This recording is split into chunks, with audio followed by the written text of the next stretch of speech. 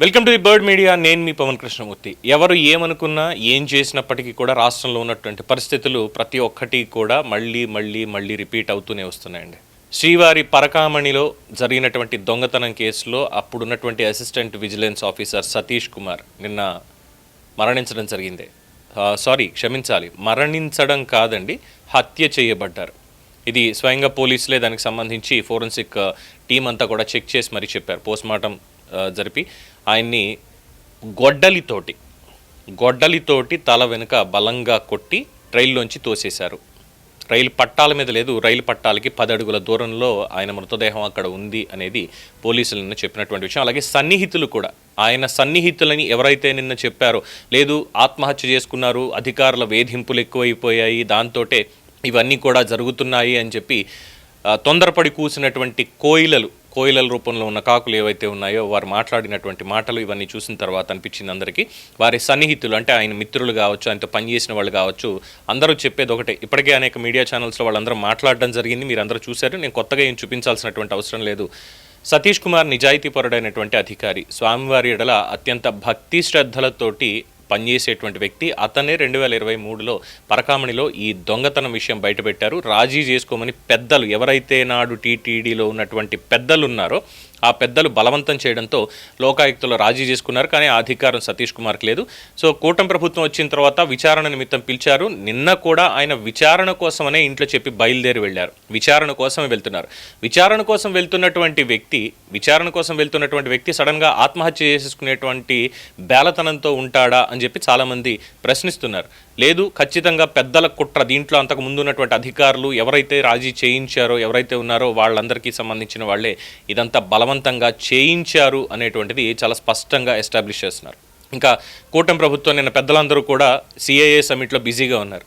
So దాని మీద కూడా బురద జల్లేటువంటి విధంగా అక్కడ కూటమి ప్లాన్ చేసింది, వాళ్ళు అక్కడ మీటింగ్లో ఉంటారు, ఇక్కడ సైలెంట్గా జరిగిపోతుంది, ఇదంతా వాళ్ళకి అలవాటే అంటూ వైఎస్ఆర్సీపీ వాళ్ళు ఇక దానికి సంబంధించినటువంటిది చెప్తూనే ఉన్నారు. సోషల్ మీడియాలో ప్రాపగండా చేస్తూనే ఉన్నారు. ముందుగా భూమన కరుణాకర్ రెడ్డి కూడా దీనికి సంబంధించి మాట్లాడుతూ, సతీష్ కుమార్ లాంటి వ్యక్తి చాలా గొప్ప వ్యక్తి, ఆయన్ని ఈ వివాదంలోకి లాగి పూర్తిగా ఇందులో మా అందరి పేర్లు చెప్పించాలి అనేటువంటి ఒత్తిడితోటి చాలా బలవంత పెడుతున్నారు, ఇబ్బంది పెడుతున్నారు. ఆ మానసిక క్షోభ తట్టుకోలేక ఆత్మహత్య చేసుకున్నవాడు పాపం సతీష్ కుమార్ గారు నాడు వివేకానంద రెడ్డి గారు గొడ్డలి వేట్ ఏదైతే ఉందో సేమ్ టు సేమ్ అదే వేటు గొడ్డలి తనంతట తానే రైల్లో తెచ్చుకొని రైల్లోనే తన మెడని వెనకాల నుంచి నరుక్కొని అక్కడి నుంచి రైల్లోంచి దూకి ఆత్మహత్య చేసేసుకున్నాడు. ఇది వాళ్ళు చెప్పేటువంటి నెరేటివ్. నాడు వివేకానంద రెడ్డి గారి హత్య కేసుకు సంబంధించి చూసినా, లేదు నిన్న సతీష్ కుమార్ హత్యకు చూసినా, 100% ఇది హత్య అనేది పోలీసులు కూడా నిర్ధారించడం జరిగింది. అక్కడ ఉన్నటువంటి వాళ్ళు, చూసినటువంటి వాళ్ళు కూడా చాలా స్పష్టంగా చెప్తున్నారు, ఇది ముమ్మాటికి హత్యే అనేది వాళ్ళు చాలా స్పష్టంగా చెప్తున్నారు.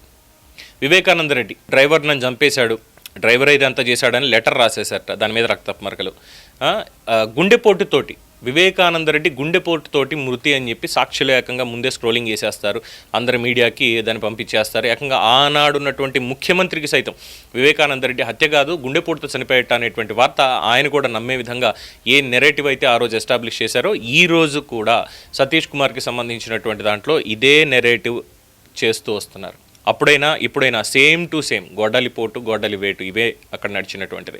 ఆ పరకామణి దొంగతనంలో రవికుమార్ అనేటువంటి నిందితుడు ఎవడైతే ఉన్నాడో దాదాపు 4-5 నెలల నుంచి వాళ్ళ కుటుంబం అజ్ఞాతంలో ఉంది. ఇప్పుడు ఆ రవికుమార్ కుటుంబాన్ని కాపాడాల్సినటువంటి బాధ్యత ఎస్ఐటి వాళ్ళకి, అలాగే రాష్ట్ర ప్రభుత్వం మీదే ఉంది. ఎందుకంటే ఇప్పుడు సతీష్ కుమార్ అయ్యారు, రేపొద్దున ఇంకెవరవుతారో ఖచ్చితంగా మోటివ్ అదే ఉంటుంది. మేము ఇందులో నుంచి బయటపడాలి, మా పేర్లు ఇందులో నుంచి బయటికి రాకూడదు అనేటువంటి ఉద్దేశంతో ఎవరిని పురమాయిస్తారో, ఎక్కడి నుంచి తీసుకొచ్చి పురమాయిస్తారు, ఎరాడికేట్ చేసేస్తారు, అక్కడికి ఎండ్ చేసేస్తారు.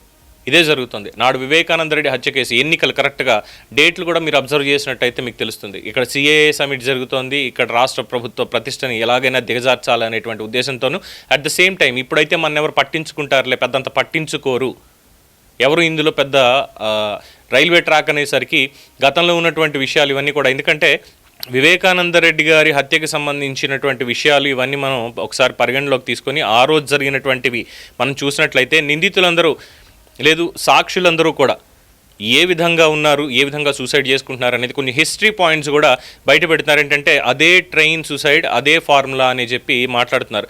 పరిటాల రవి గారి కేసు నుంచి కూడా తీసుకొస్తున్నారు. ఎందుకంటే నారాసుర రక్త చరిత్ర అని బిల్డప్ చేసినటువంటి స్టోరీ, కుక్డప్ స్టోరీలు ఏవైతే ఉన్నాయో దాంట్లో వాస్తవాలు కూడా తీసుకున్నట్లయితే ఏం జరిగింది అనేది. పరిటాల రవి కేసులో మద్దెల చెరువు సూరికి జైల్లో ఫోన్ ఇచ్చినటువంటి జైలర్ ఆయన ట్రైన్లో నుంచి దూకి సూసైడ్ చేసుకున్నాడు. ఫోన్ ఇచ్చాడంతే, ఆయన ఏమి మిగతా పనులు చేయలేదు. రీపోస్ట్ మార్టం చేసిన డాక్టర్ ట్రైన్లో నుంచి దూకి సూసైడ్ చేశారు. ఆ రిపోర్ట్ మార్టం ఏదైతే చేశాడో ఆయన కూడా ట్రైన్లోంచి దూకి చచ్చిపోయాడు. అదే అప్పటికి. తర్వాత వివేకానంద రెడ్డి హత్య కేసుకు సంబంధించి చూసినప్పుడు రక్తం తుడిచేసినటువంటి శ్రీనివాసులు రెడ్డి గుళికలు మింగి సూసైడ్. రక్తం తుడిచేశాడు, ఎవరు తొడవమన్నారు, ఎందుకు తొడవమన్నారు, వాళ్ళ పేర్లేంటి, ఇవి ఎక్కడ అడుగుతారో అని చెప్పి, ఎవరి పేర్లు బయటకు వస్తాయని చెప్పి సూసైడ్ చేసేసుకున్నాడు గుళికలు మింగేసి. నమ్మాలి ఇదంతా రాష్ట్ర ప్రజలు. అలాగే హత్య జరిగిన రోజు జగన్మోహన్ రెడ్డిని కారులో అతి త్వరగా వెళ్ళాలి, సొంత బాబాయ్ని చంపేశారంటే కుటుంబ సభ్యులందరూ అక్కడ కన్నీరు మున్నీరుగా ఉన్నారు. చెల్లి సునీతని ఓదార్చాలి అనేటువంటి పాయింట్లో జగన్మోహన్ రెడ్డి గారు చాలా స్పీడ్గా వెళ్లాల్సినటువంటి వ్యక్తి ఉదయం అంతా కూడా ఈ ఎన్నికలకు సంబంధించిన మేనిఫెస్టో రూపకల్పనలో ఉమారెడ్డి వెంకటేశ్వర్లు, అజయ్ కల్లం రెడ్డి, తర్వాత విజయసాయి రెడ్డి, సుబ్బారెడ్డి ఇలాంటి వాళ్ళందరినీ అక్కడ పక్కన పెట్టుకొని వాళ్ళతోటి మంతనాలు జరుపుతూ ఉదయం 4 గంటలకు 3:30 గంటలకు ఇవన్నీ చేస్తూ తీరిగ్గా సాయంత్రానికి 3 గంటల సమయానికి కారులో హైదరాబాద్ నుంచి పులివెందులు చేరుకున్నారు. సరే, ఆ కారు నడిపినటువంటి డ్రైవర్ ఎవరైతే ఉన్నారో డ్రైవర్ కూడా ఆత్మహత్య, జగన్మోహన్ రెడ్డి డ్రైవర్ కూడా ఆత్మహత్య చేసుకున్నారు. కాకపోతే ఇక్కడ ట్రైన్ లేదనుకోండి.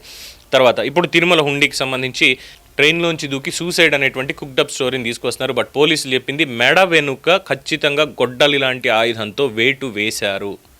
ఇది చాలా స్పష్టంగా తెలుస్తోంది అని ఫోరెన్సిక్ చేసినటువంటి వాళ్ళు సర్టిఫై చేశారు. ఇది ముమ్మాటికి హత్యే అనేది వాళ్ళు తేల్చి చెప్పడం జరిగింది. ఇంకా అంతకుమించి ఇందులో చెప్పాల్సింది ఏమైనా ఉందా? ఆ రోజు వివేకానంద రెడ్డి హత్య కేసు నుంచి తీసుకున్న మూమెంట్ నుంచి కూడా ఇప్పటి వరకు పరకమణికి సంబంధించి ఫోరెన్సిక్ వాళ్ళే చెప్తున్నారు. మరి ఇప్పుడు కరుణాకర్ రెడ్డి కానీ లేదంటే వైఎస్ఆర్సీపీ వారు కానీ వీళ్ళు కానీ ఏం చేస్తారు? రిపోర్ట్లో ఒకసారి చూసినట్లయితే శరీరంలో పలుచోట్ల ఎముకలు విరిగిపోయి ఉన్నాయి, తల వెనుకాల గొడ్డలతో నరికారు అనేది గుర్తించారు వాళ్ళు. శవ పరీక్ష నిర్వహించడం జరిగింది, సిటీ స్కాన్ చేశారు. దాదాపు తెల్లవారుజామున 2 నుంచి 4 గంటల మధ్యలో ఆయన మృతి చెంది ఉండొచ్చు అనేది వాళ్ళు నిర్ధారణ అంచనా వేశారు. రైలు పట్టాల పక్కన ఇదంతా కూడా జరిగింది. మొత్తం 12 ప్రత్యేక పోలీస్ బృందాలను కూడా దీంట్లో ఏర్పాటు చేశారు. ప్రస్తుతం ఆయన గుంతకల్లో జీఆర్పీ ఇన్స్పెక్టర్గా ఆయన పనిచేస్తున్నారు సతీష్ కుమార్ గారు. అక్కడ పనిచేసేటువంటి వాళ్ళు కూడా చెప్పారు, చాలా సౌమ్యుడండి, అసలు ఎవరితోటి వివాదాలు కూడా లేవు, చాలా సైలెంట్గా ఉంటాడు, పని చేసుకుంటాడు, వెళ్ళిపోతాడు తప్పితే ఏమీ లేదు, కుటుంబంలో కూడా ఎటువంటి ఇబ్బందులు కూడా లేవు ఆత్మహత్య చేసుకోవడానికి.